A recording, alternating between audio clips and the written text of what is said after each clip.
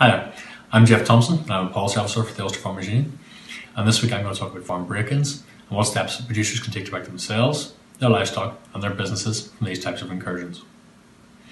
From our experience to date, typically these extremists will place sites under surveillance for weeks or months in advance of an incursion.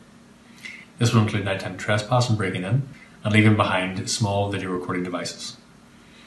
Once these individuals have gathered enough information and intelligence, they'll then seek to organise a mass break-in. Typically, these events can involve people flying in from all over the world to be part of the action. Quite often, these individuals consider themselves to be social media influencers that have thousands or hundreds of thousands of people following them online and funding their activities.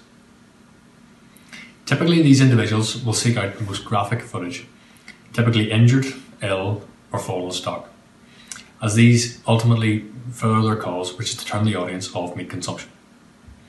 Additionally, some of these individuals are known to stage footage and cut in footage from different farms from around the world to make the farm that they're invading look worse than it actually is. Once the invasion is actually over, they'll then edit this footage together into a 5 or 10 minute video montage, which they'll then use to portray this as the entire farm and reflective of the wider industry. Given these tactics, we're only as strong as our weakest link, and each farm is only as strong as its worst moment or weakest animal. If you come across these extremists on your farm, be aware that they may be filming or live streaming the entire encounter, so calmly and politely ask them to leave. Call the police and alert them of their presence and log the incident. Inform the UFU, your processor and your quality assurance body, as they may wish to arrange a spot visit of the farm. Gather your own photo or video evidence of faces, car registrations and any damage caused, as this will be useful to you if you choose to prosecute, and will be useful for future industry intelligence. Consider suspending all social media accounts in case the story is picked up by the press, and do not speak to the media, as additional publicity is exactly what these individuals crave. So what can we do to protect our own farms and our wider industry?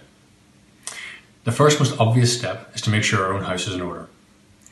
It's impossible to defend the indefensible, and as such we need to be certain that we're complying with legal and industry standards on all farms at all times. Beyond this, whilst farmers want to give every animal every opportunity to make a full recover, in this era of trial by social media, I would encourage producers to think very carefully about the optics of how they're treating sick and injured animals on farm and how they're dealing with fallen stock. Are the animals clearly in a hospital pen? Is this pen straw bedded, or is the animal on rubber mats? If not, you need to ask yourself, how would this image look in the dead of the night, being portrayed in its worst possible light on the 6 o'clock news? If that concept makes you feel nervous, I would urge you to review your hospital pen facilities or your euthanasia policy.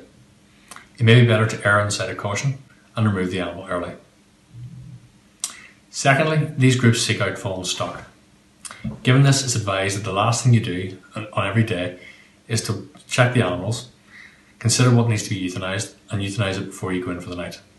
Additionally, take these fallen animals and put them into a locked dead stock bin or a house or a shed specifically designated for this purpose. Don't leave these animals out lying overnight whenever these activists are likely to be on the farm.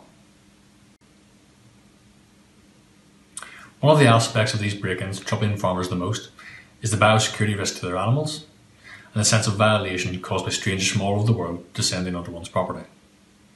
This is a very challenging area because as an industry we want to be open and transparent about our production methods with the general public, but at the same time no one should ever have to tolerate this level of incursion into their private life. In order to mitigate this, each farmer should review their site security and consider if it's sufficient to their business. Each farm will be very different, but you might want to consider fences, gates, security lighting or cameras, signage stating that trespassers will be prosecuted, alarms, locks or padlocks on doors, or guard dogs.